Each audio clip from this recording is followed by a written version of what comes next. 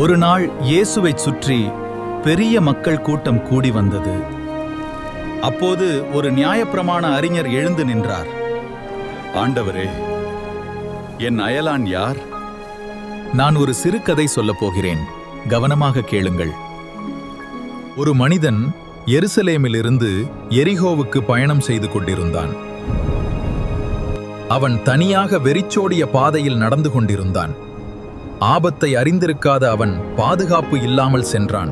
பாறைகளின் பின்னால் கொள்ளையர்கள் மறைந்து இருந்தார்கள். இவன் தனியாக வருவதை நோட்டமிட்டு கொண்டு இருந்தார்கள். திடீரென அவர்கள் வெளியே வந்து அவனை சூழ்ந்தார்கள். அந்த மனிதனை தாக்கி காயப்படுத்தி அவன் உடைமைகளை பறித்துச் சென்றனர். அவனுடைய பொருட்களை எடுத்துக்கொண்டு ஓடிவிட்டார்கள். பயணி வலியால் அலறினான். அந்த மனிதன் பாதி உயிரோடு சாலையோரத்தில் கிடந்தான்.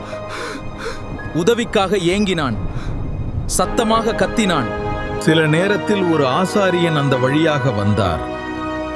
அவர் பார்த்தார், ஆனால் உதவ மனம் இல்லாமல் கடந்து சென்றார். பிறகு ஒரு லேவியனும் வந்தான். இவன் இருக்கும் திசையை கவனிக்காத மாதிரி கடந்து செல்ல நினைத்தான். அவனும் பார்த்துவிட்டு உதவாமல் சென்று விட்டான். சில நேரம் கழித்து ஒரு சமாரியன் கழுதை மீது அங்கே வந்து கொண்டிருந்தான். தூரத்தில் உதவி என சத்தம் கேட்டதும் நின்றான். Help, help, help! அவன் அந்த மனிதனை பார்த்தபோது மனம் உருகினான். அவன் காயங்களில் எண்ணெய் ஊற்றி கட்டு போட்டான். அவன் பருக நீர் கொடுத்தான்.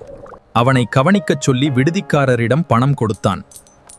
அவனுக்கு தேவையான உதவி செய்து கொடுங்கள் என்றான். இவர்களில் உண்மையான அயலான் யார்? இரக்கம் காட்டியவன்தான். மத பதவி அல்லது பெயர் முக்கியமில்லை, இரக்கம் காட்டும் செயல்தான் முக்கியம். உண்மையான அயலான் அருகில் இருப்பவன் அல்ல, தேவையான நேரத்தில் அருகில் நிற்பவன்தான்.